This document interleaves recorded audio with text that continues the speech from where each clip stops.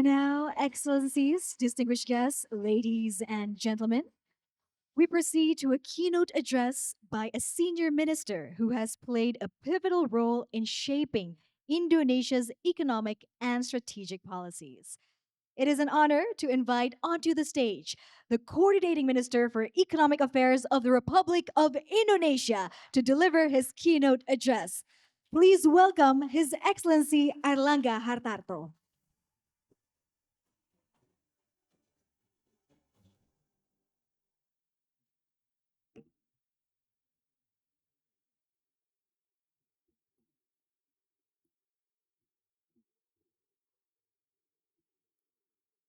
Bismillahirrahmanirrahim. Assalamualaikum warahmatullahi wabarakatuh. Salam sejahtera bagi kita semua. His Excellencies Datuk Patinggi Tan Sri Dr. Abang Haji Abdurrahman Sohan bin Abang Haji Openg. His Excellency has been in Indonesia during Prime Minister Anwar Ibrahim came to the visit to Indonesia. And I would like to welcome and thank you because Sarawak and West Kalimantan has committed to open more border for trade for the people of both Sarawak and Kalimantan. So please give round of applause to Premier of Sarawak. His Excellency Abdullah Saleh Karmel, President of Islamic Chambers of Commerce and Development. I think Indonesia and Saudi has a new ground when Your Excellency mentioned about the new regulations that foreign ownership can have property in Mecca. Immediately, the Saudi government give Indonesia concession to own a land near Masjidil Haram. Thank you. And Danantara will invest in that. Excellency Pak Arsyad Rasid, Chair and Board of Trustee IBC.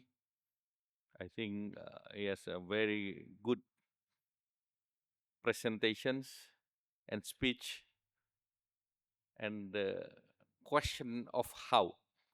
So it's very difficult for all of us to answer the question of how. I calculate maybe he said 9 times of how. So I need a 9 report of the answer of how after this 2 days conference.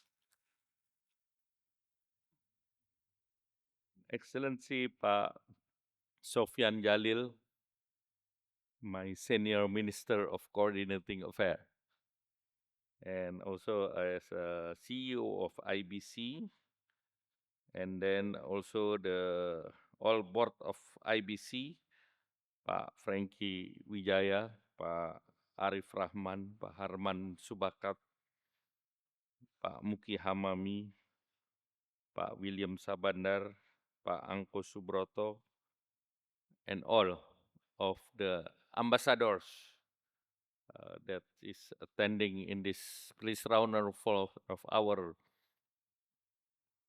friend ambassadors that is in Indonesia. And somewhere I heard that my colleague, Commerce Secretary of Canada, Ibu Mari Eng, where is Ibu Mari? Oh, yes. Please round of applause. Ibu Mari Eng is my colleague for finalizing the Indonesia-Canada SEPA. He's very influential, and at that time I promised that the negotiation with Canada will be less than with EU. So we conclude the deal within 2 years. Please, Ibu Mary. And I might agree with all of the previous speaker before me.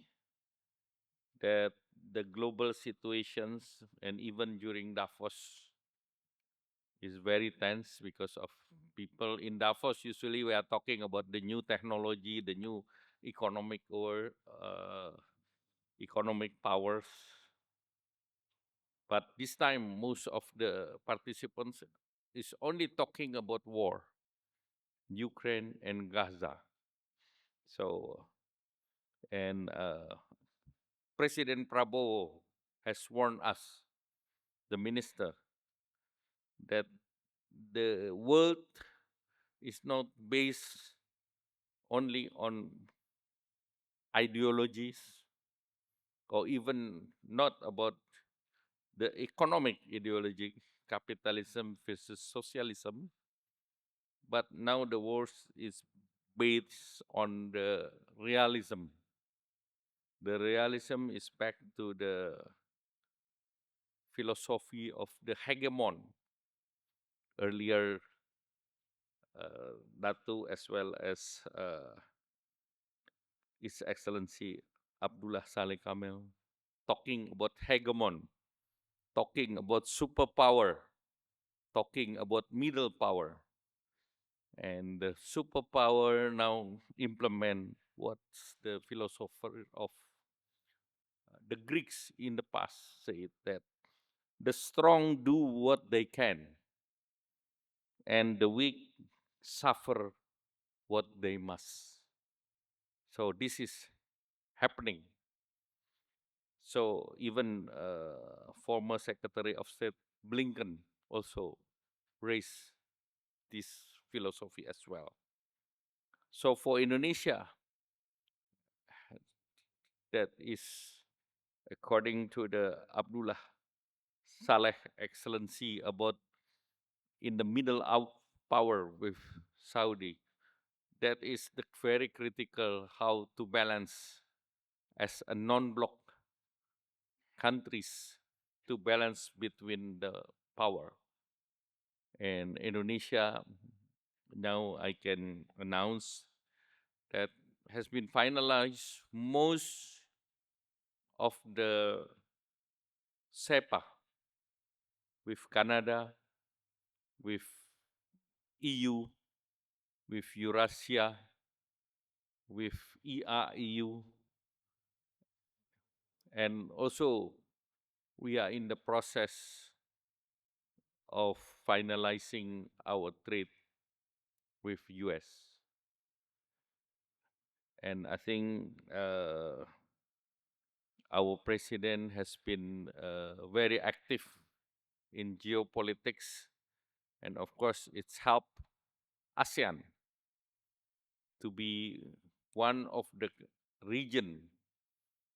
So far, we can maintain the peace and stability, and ASEAN is becoming the highest growth in the global economics. So I think with this, I would like also to thank you, a few uh, countries that is present here. With Australia, the Prime Minister has been meeting President on the last, I think, December, that Australia have the largest investment program in Jakarta. So the Japan has been launched the ASEC, ASEAN Zero Emission Community, with 500 million US dollars. I think that is prepared for the renewable energy, and together with the G20 countries, they prepare about 21.4 billion uh, JET-P for Indonesia, which is Indonesia has been using so far about 3.5 billion.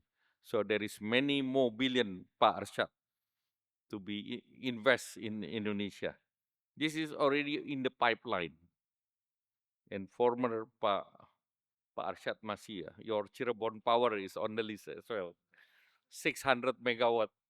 That's why he is very confident saying here, because many fund coming to Pak Arsyad as a gateway. And then with Singapore, of course, we have special economic zone. We are talking about exporting the green energy to Singapore and also working on the TechX program, digital human resource. And recently with the UK, Indonesia is working with Russell Group that our president has passion to build 10 new university on STEMs, science, technology, engineering, mathematics, and medicine. And I think the 10 Russell Group include Cambridge, King College, ICL, that is willing to support the Indonesian education, as well as UK is preparing to sign a SEPA with Indonesia as well. So that's on the global front. And I think Indonesian indicator, the recent one is the PMI has been has been increased in the expansion mode, 52.6 in January, and has been on the expansion mode in the last 6 months. And then consumer confidence also raised at 123.5. And then also inflation remain about 303.55 this year because of last quarter was low base. Last quarter we give subsidies for electricity 50%, so it was very low last year. And then trade balance remains surplus in the 68 consecutive months in the last 5 years has been positive for Indonesian trade, and this the current reserve also in the central bank is above 142 billion, which is able to import more than 6 months.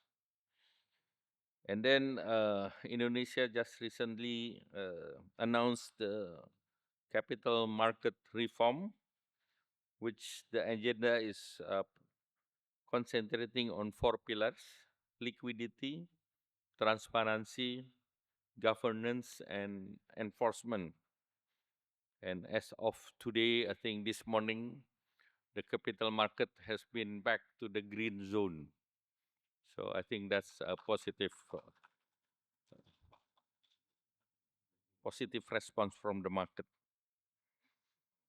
And then the Indonesian growth has been translating into the better welfare outcomes, where poverty declining up to single digit at 0.5%, and unemployment 4.9, and Gini ratio is 0.375. Then HDI is increased to 75.9. And then Indonesia also macro performance is positive, and then cross-sectoral coordinations, communications, and what Pak Arshad Rashid say that Indonesian incorporated is work together. That's why every indexes show the Indonesian resilience. And the next medium terms, Bapak Presiden asked us to grow at 8%. So it means that that should be becoming Indonesian foundation toward the golden Indonesia in 2045. So the key drivers is in services, high value added manufacturings, and I think we should learn from Sarawak on the renewable energy, the hydrogen, as well as for the semiconductors. So I think Pak Premier of Sarawak Datuk Patinggi Tan Sri Abang Haji have to come often to Jakarta as mentor for this sector. I think Pak Arshad can be the facilitator for that. And then in the near term, we introduce the stimulus package that reflect evolving Indonesian economic conditions, and we have prepared 12.83 trillion to support the purchasing power and the mobility, and we have a lot of discount for transportation during Muslim festivities or Lebaran festivities, including the air transport. And I think we want the Sarawak Air to travel to certain region and cities in Indonesia that is open for tourism. And Indonesia has to thank you, Malaysia, because Malaysia is the largest tourism to Indonesia. So if your airline come to more cities, not only Jakarta or in Bali, but also Bangka Belitung, Medan, and others, I believe the tourism will be more, and Sarawak Air will be more profitable, Pak. And then in the 2040, we can generate more impact by increasing the export, and we are creating new jobs, including in the president program that is free meal program. We anticipate that so far we have been providing for 60 million people. And then by the end of the years, hopefully about 83 million peoples. It means that our spending for free meal program every quarter is around 80 trillions. And last year program for supporting the economics is about 37 trillion. So actually, if we spend double, it means that we can create a growth, and the job creation by this program is about 3 million jobs. And if 1% of growth create 400,000 people, so Pak Raden should be able to explain that could be equivalent to 7% of growth, but this need the supply chain to be worked on this program. So I think the 8% growth in 2028 is on the way, is reasonable to achieve. And then Indonesia has been working with many countries, and as I explained earlier, that a few projects that we would like to learn from Malaysia is actually on the semiconductors. Why it is important to work with Malaysia? Malaysia is ahead of Indonesia in semiconductors. But on the new generation of semiconductors is an open market. So Indonesia also can challenge Malaysia in the new generation of semiconductors, in which the president is committed to support the next generation of semiconductors. So because of a lot of this is open for everyone, we just need the support.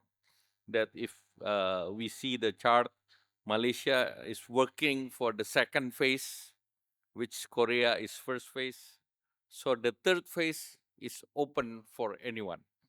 So I think with collaboration of the Sarawak, we can work together for the third phase, and we can share the future cake in area of mobile, IoT, PC, automotive, and cloud, including on data center. And Indonesia is strong from the upstream, from the silica sand. We already have the floating glass. Next will be for a solar panel, and next is for wafer. So if the design is working together, so the printing will be the next industry that we can create together. So I think Pa Arshad is already uh, on the right track that bring Datuk Patinggi Tan Sri more often to Jakarta. If I am on yours organization, I will put Datu as patron. So make sure that he will come here and give him a golden visa. Can come any time. And I think the digital, I already say that is very important. And I've said about the global economic achievement, IU SEPA, IU Canada, IU FTA, decarbonation about ASEC and JETP, and Indonesian accession to OECD is in the process. Indonesia now on the technical review, but with EU SEPA has been signed. So in the Europe, we already have 22 out of 27 EU members that is like-minded in the OECDs. In some of the OECD standard has been practices in Indonesia, since Indonesia has been working with OECD more than 10 years. OECD has already have representative office in Indonesia, and under Indonesia and Japan leadership, OECD also do the promotion, promoted value and benchmark and standard in ASEAN countries. Now, beside Indonesia, Thailand is in the process. They already submit the initial memorandum as well. So I think 2 countries in ASEAN are on the way to become full member of OECD. With this, I would like to end, and hopefully some of the Arshad why I already answer. How I already answer. Why Indonesia? Why has to work with the Premier of Sarawak, and why the Chambers of Commerce of Saudi is important to bring Indonesia more market, and the what is something that the room has to working with. And I think what matters is that Indonesia is one of the stable countries, one of the ASEAN influential leadership. President Prabowo has been raised into a strong middle powers, and the powers in the statecraft, it depends on few factors. One, economic; second, military; third, population; fourth, technology. I didn't mention about nuclear, but I said technology. So I think if we can fulfill all this, then the real power can be controlled by the countries. So with the power and Indonesia leadership in non-bloc, I think it will be good that we can maintain the multilateral platform still work. So that's matter for all the business communities and business institution. I would like to thank you for this opportunity. Wassalamualaikum warahmatullahi wabarakatuh. Thank you, Coordinating Minister, and we kindly request Your Excellency to please remain on stage. As next, distinguished guests, ladies and gentlemen, we will now begin the opening ceremony. to commence the summit officially. Distinguished guests, ladies and gentlemen, this year in 2026 Indonesia Economic Summit, under the theme Coming Together to Boost Resilient Growth and Shared Prosperity. And the summit addresses key issues ranging from inclusive growth, national productivity, and investment to global risks, while introducing IES in action, showcasing IBC's strategic initiatives and also research. And now, ladies and gentlemen, to officially open the Indonesia Economic Summit 2026, we kindly invite the following distinguished guests to please join us on stage. Bapak Arsyad Rashid, CEO of IBC Bapak Sofyan Jalil, COO of IBC Bapak William Sabandar, and all board and members of the Indonesian Business Council to please come up on stage.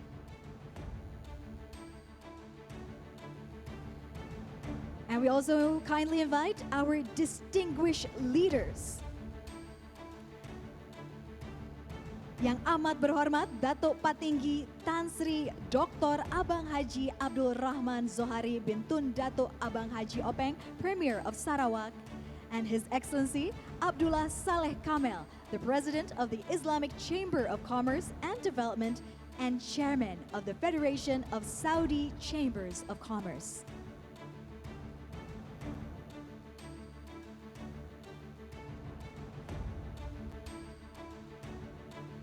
Excellencies, distinguished guests, ladies and gentlemen, before you stand a totem representing the strength and unity of our national economy. And now we invite you to please kindly each take the icon token. These icon tokens symbolizes our collective efforts towards the resilient growth and shared prosperity. As IBC's annual flagship forum since 2025, we are proud to see it continue to grow as a trusted platform for dialogue, collaboration, and forward-looking ideas on Indonesia's economic future. And now, to commence the session, we will together place the icon token on the totem, but on my count, Your Excellencies. First, we'll begin with the President of the ICCD, Premier of Sarawak, and IBC representatives, followed by the Coordinating Minister for Economic Affairs of the Republic of Indonesia. And now, Your Excellencies, we will begin. Distinguished guests, ladies and gentlemen, first, President of the ICCD, Premier of Sarawak, and IBC representatives to place the token in 1, 2, 3.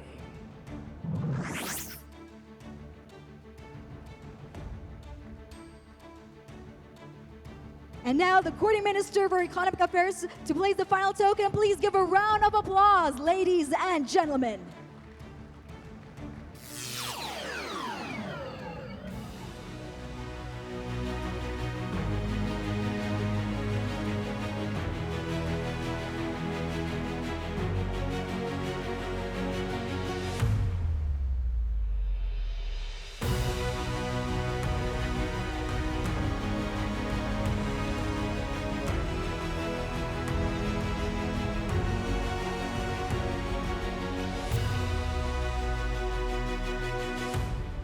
Ladies and gentlemen, let's give a round of applause. The Indonesia Economic Summit 2026 is now officially begin. And Your Excellencies, we kindly invite you to please take a group photo session on stage to commemorate this prestigious moment.